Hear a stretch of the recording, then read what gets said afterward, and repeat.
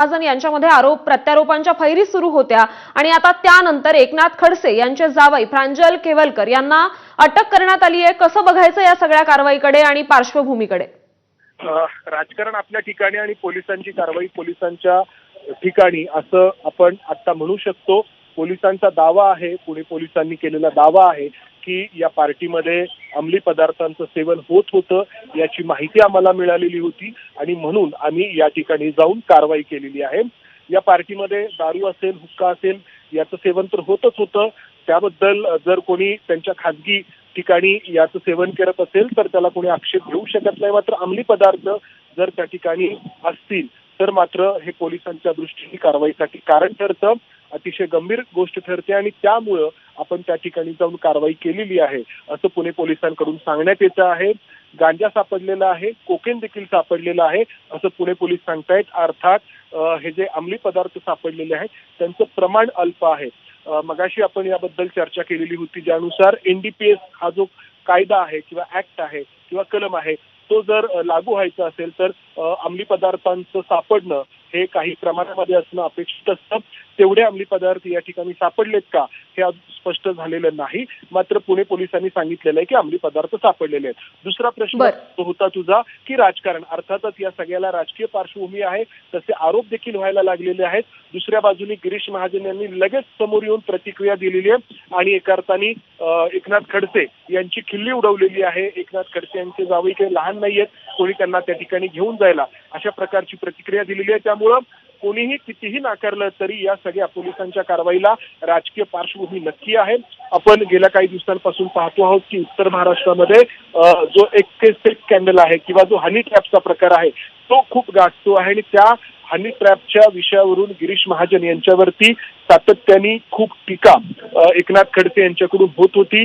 त्याचबरोबर राज्यातील इतर जे काही वेगवेगळे विषय आहेत त्यावरती रोहिणी खडसे या सातत्याने टीका करत होत्या, आक्रमक भाषेमध्ये टीका करत होत्या आणि सध्याच्या घडीला जर कोणी टीका करत असेल इतक्या आक्रमक पद्धतीने तर त्या रोहिणी खडसे होत्या।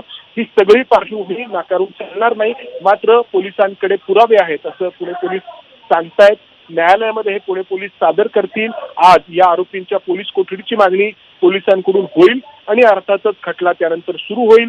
खटल्यामध्ये न्यायालयामध्ये काय सिद्ध होतं याला खूप दिवस लागतात, त्यानंतर या सगळ्या गोष्टींना फारसा अर्थ उरत नाही। मात्र तुर्तास या सगळ्या प्रकरणाला राजकीय किनार लाभलेली आहे आपण जाणतोच आहोत। मात्र आरोप आणि प्रत्यारोप खूप मोठ्या प्रमाणामध्ये यावरून सुरू झाल्याचं आपण पाहतो आहोत आणि पोलिसांच्या या कारवाईकडे विरोधी पक्ष खास करून या राजकीय चष्म्यातूनच पाहणार आहेत आणि त्याच पद्धतीने या सगळ्याबद्दलची त्यांची प्रतिक्रिया उमटताना आपण पाहतो आहोत। मात्र दुसरीकडे जे सत्ताधारी बाजूला आहेत ते मात्र पोलिसांनी केलेली कारवाई ही पोलिसांनी केलेली आहे, त्याचा आमच्याशी कोणताही संबंध नाही हे सांगतायत। मात्र ही जी पार्श्वभूमी आपण सांगतो गेल्या काही दिवसांमधली ती नाकारून चालणार नाही। गिरीश महाजन आणि एकनाथ खडसे यांच्यामध्ये अतिशय वैयक्तिक पातळीवरचं वैर आपण पाहतो आहोत। राजकीय शत्रुत्व, राजकीय जी स्पर्धा आहे ती तर अनेक ठिकाणी असते, मात्र वैराच्या पातळीवरती या दोघांमधले संबंध गेल्या काही वर्षांमध्ये पोहोचल्याचं पाहतो आहोत आणि वैयक्तिक पातळीची टीका, वैयक्तिक स्वरूपाची टीका या दोन्ही नेत्यांकडून एकमेकांवरती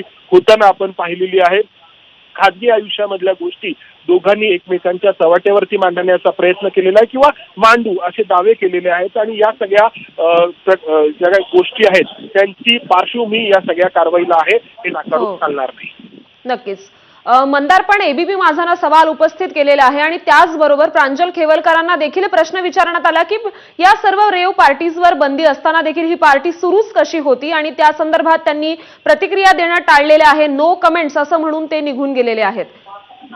नक्कीच रेव पार्टी पुणे काही इतर कोणत्याही ठिकाणी करण्याला बंदी आहे किंवा रेव पार्टी याचा अर्थच हा आहे की त्या ठिकाणी अंमली पदार्थांचं सेवन होत होतं आणि कुठेही अंमली पदार्थांचं सेवन करण्याला बंदी आहे। अतिशय गंभीर गोष्ट आहे जर कोणी अंमली पदार्थ बाळगत असेल, अंमली पदार्थांचं सेवन करत असेल आणि या हाऊस पार्टीमध्ये जर अंमली पदार्थ सापडतात तर ती अतिशय गंभीर गोष्ट आहे। पुणे पोलिसांनी हे अंमली पदार्थ ताब्यामध्ये घेतलेले आहेत, त्यांची पडताळणी होते. हे अंमली पदार्थ ताब्यामध्ये घेतलेले आहेत, त्यांची पडताळणी होते आणि जे अटक केलेले आरोपी आहेत त्यांच्यापैकी कोणी त्यांचं सेवन केलं होतं का हे देखील पडताळलं जात आहे. त्यामुळे पुणे पोलिसांची बाजू ही सध्या भक्कम आहे, कारण त्यांच्याकडे या पार्टीमध्ये जे अंमली पदार्थ सापडलेले आहेत तो पुरावा आहे. तो पुरावा पोलिसांकडून न्यायालयामध्ये मांडला जाणार आहे आणि दावा केला जाणार आहे की या आरोपींच्या पोलीस कस्टडीची, पोलीस कोठडीमध्ये त्यांच्या चौकशी होण्याची गरज आहे, जेणेकरून